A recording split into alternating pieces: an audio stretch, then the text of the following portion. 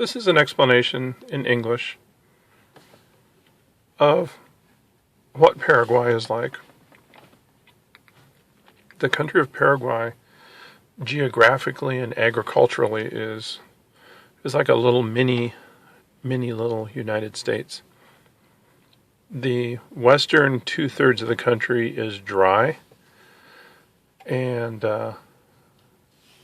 fairly barren, just scrub brush and sand and dirt, very little water. A lot of what the water there is salty. And then there's a river that goes north and south that divides that larger western part of the country from the eastern part of the country. And that larger western part is dry and more arid, like the United States is. And that river that goes north and south could be analogous to the Mississippi River in the U.S., where the eastern 1/3 of the U.S., just like the eastern 1/3 of Paraguay, is green, and it has large mechanized farms. There's wheat and corn and soybeans and all the crops that you would see grown in the United States. The typical crops you'd see like in the corn belt of the United States, the Midwest of the United States, is grown on the eastern 1/3 of the country, and it's just a stark difference of the geography and the amount of precipitation. The eastern 1/3 has ample rain, just like the eastern 1/3 of the U.S., and the western 2/3 has very marginal rain, and it's dry. This probably happens because of a shadowing effect of the Andes Mountains, where you have clouds laden with rain that are moving from west to east, and as they rise up the Andes Mountains up to, those mountains are really tall. There's 20,000 foot peaks, 21,000 foot peaks. As those clouds are driven up to that altitude, the clouds get very cold, and any precipitation they contain, most of it is drops just to the east of the Andes Mountains in parts of Bolivia and Argentina. Parts of Bolivia like the Department of the Santa Cruz and Department of the Beni, which are green and have large cattle ranches. And also in Argentina, northern Argentina, the same thing. And then that shadowing effect of the Andes Mountains just ends when you're about on the eastern 1/3 of Paraguay. And then you have all that mechanized agriculture. And it's very modern. I mean, there'll be modern combines, Massey Ferguson, John Deere. You would actually think that this looks like the eastern U.S. And the people look like the eastern U.S. too. Most of the farmers there are Germans. Most of them Mennonites, and you see a lot of little blonde-haired children running around, and they mostly speak German, but there are some colonies that originated in Canada or in Mexico, where there is some English spoken and some Spanish spoken by the German families that, in the process of moving from Russia years ago, stopped in Mexico first and then came to Paraguay. There's some Canadian colonies too that also are German origins, but they speak English. But primarily they're German. So then on the western 2/3 of the country, it's cowboy country. It really is just like you would expect to see in the western 2/3 of the U.S., like cowboys with horses and cowboy hats and boots, and not all just Latin-looking people. The Mennonites were given special privileges to develop the more inhospitable parts of Paraguay. They were allowed to immigrate and to have special breaks on acquiring land and taxation and whatnot if they would agree to move into and develop the inhospitable parts of the country, primarily the western 2/3 of Paraguay. So there's an area, a town called Philadelphia, spelled with an F, F-I-L-A, Philadelphia, not P-H. That is kind of a hub of Mennonite activity in the western 2/3 of Paraguay. But once again, the stores that cater to these people have saddles and horses and kerosene lanterns and cowboy boots, and they will call themselves cowboys out there, and they look just like American cowboys. Whereas on the eastern one-third, they look just like American farmers. Just kind of a stark difference. You have that farmer and rancher dichotomy in Paraguay, and the amount of land dedicated to those two agricultural activities is about the same. Let's see what my time is here. 5 minutes. Okay. Now, as far as the people in Paraguay, they are notably lighter skinned than, say, the Bolivians, and then a lot of the Chileans and Brazilians and the Argentinians that live in northern Argentina. And they've been kind of a closed society for many decades. They were ruled by a dictatorship by Alfredo Stroessner for many years. Can't remember exactly how long, up till the late 80s, maybe starting in the 50s or 60s, something like that.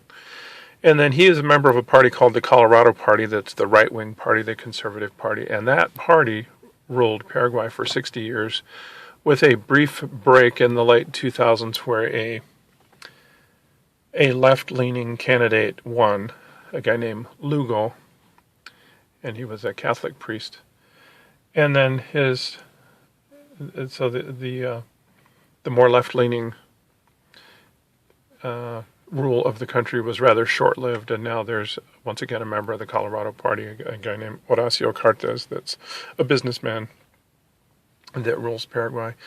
Paraguay prides itself as being one of the only conservative holdouts, right-wing holdouts as far as politics go in South America, with most of the governments around them in the Southern Cone being strongly left-leaning. And this legacy is, like I said, long-lasting. It was briefly interrupted with Lugo, I think his name was Fernando Lugo, when he was in power. Let me see what else besides politics. The capital city is Asunción.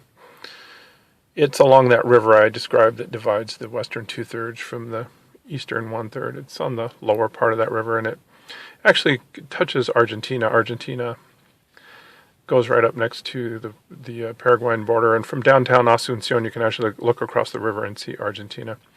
You go a little farther north from Asunción, and then if you went across the river, you would be into the Chaco, which is the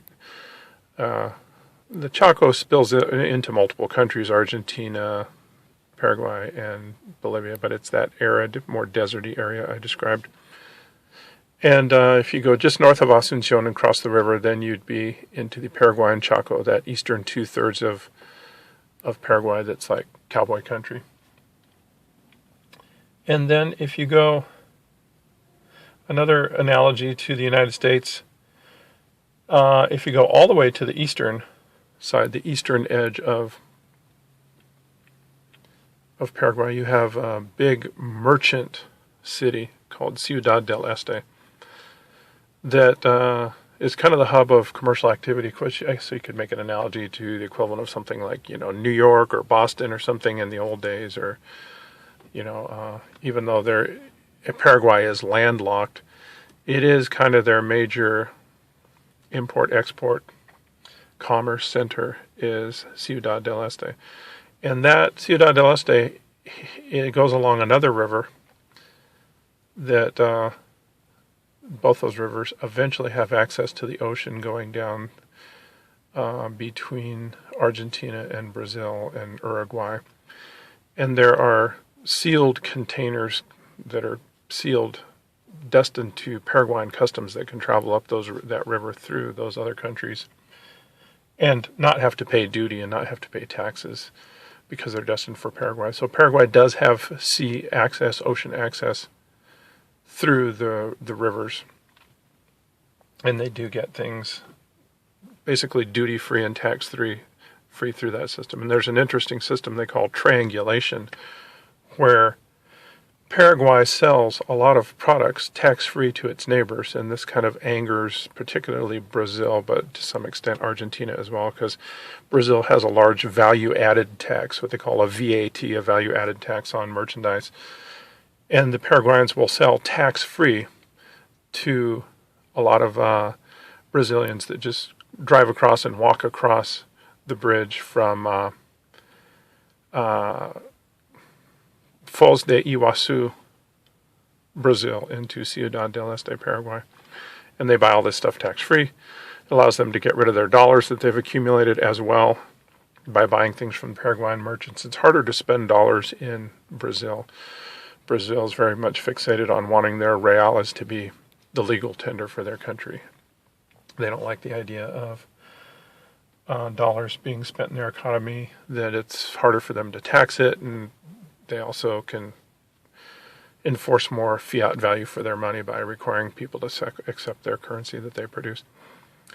So a lot of Brazilians that get dollars in the normal normal course of business of commerce, they accumulate dollars, and then they can also spend them in Paraguay, Ciudad del Este, and get good value for their money, get computers, electronic devices cheaper than they could in Brazil. The people of Paraguay are very, very friendly people, and they love Americans. There are signs all over the country about learning English. Come here to learn English, take classes in English. They all kind of, in a way, emulate Americans, would like to be able to talk English and be able to communicate with Americans, be able to have business dealings with Americans. And they love Americans, which is largely true in third world countries and in Latin America in general. But in Paraguay, it's really noticeable. They're very, very friendly people, and they see you and they want to talk to you and be friendly to you, and they will invite you into their homes. So they are very, very friendly to Americans. Oh, another thing about the diet in Paraguay, first of all, nobody's fat in Paraguay. Just immediately obvious that they're very fit people. Nobody's fat. It's not like in America where you see a lot of people waddling down the street that are overweight. Nobody's fat in Paraguay, but it's kind of counterintuitive to what Americans have been told on how they should eat. Americans have been told, don't eat fat, don't eat meat, eat a lot of carbohydrates, a lot of grains, a lot of, fruits and things like that, breads, that FDA food pyramid that you see. But in Paraguay, the diet is almost exclusively meat, multiple kinds of meat, but a lot of beef and other kinds of meat too. And if you're invited to somebody's house, they'll quite often put on a spread of multiple kinds of meat. And it works. The people are very fit, and they don't have heart disease and whatnot, just, because that myth that's been perpetuated on Americans and a lot of the Western world that you shouldn't eat meat and you shouldn't eat things that have fats in them because that will make you fat, which is actually not true, and it's just a bit of knowledge that's been lost on Americans. Back in the 1930s, 1940s, 1950s, it was understood that eating beef keeps you slim, eating meat keeps you slim. Eating, though, that traditional American diet, meat, eggs, bacon, potatoes, heavy on the protein things, dairy stuff, butter, all those things that have been demonized in recent years. Paraguayans eat that way. They eat a lot of meat, and they're very healthy, very fit people. If you are an American and worried that you are so hooked on the American way of life and, franchise fast food restaurants and that sort of thing, and wonder, would I get along? Would I miss those things? Would I be able to have my fix of McDonald's, Burger King, Pizza Hut?